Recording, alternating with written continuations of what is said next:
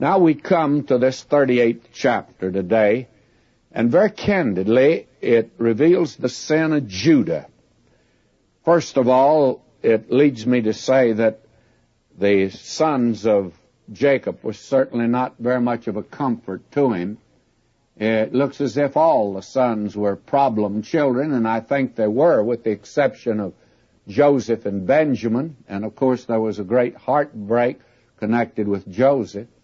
And this reveals to us that Jacob did spend too much time in Padan Aram accumulating a fortune rather than teaching his children. And he was just a little bit different from Abraham.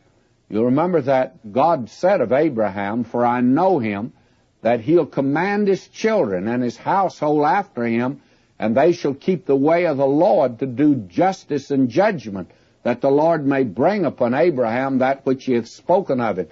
But old Jacob didn't do that, friends.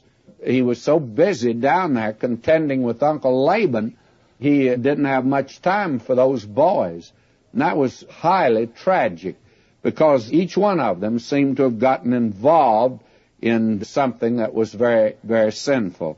But why are we told about Judah here, especially at this juncture? Well, there's a twofold reason. I suggested last time one of the reasons is that these names that are here, we'll look at them in a moment, they happen to be in the genealogy of the Lord Jesus that opens the Gospel of Matthew. Very frankly, reveals that he came down into the human family. It's a sinful line, but this is the way he came.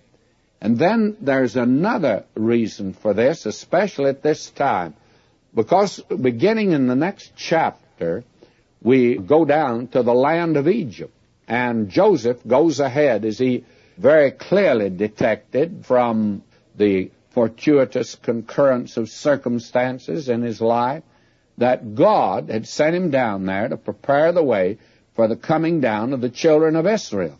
Not so much for a then famine, but to get them out, actually, of the land of Canaan, from actually the abominable Canaanites, into the seclusion of the land of Goshen down in Egypt. You see that had Jacob and his family continued on in the land of Canaan, they would have dropped down to the level of the Canaanites. We find that these people here are an abomination and were an abomination. And even when the children of Israel came into that land, why, they had a great influence upon them. And so God is getting his people down there, and this chapter certainly reveals the necessity for it.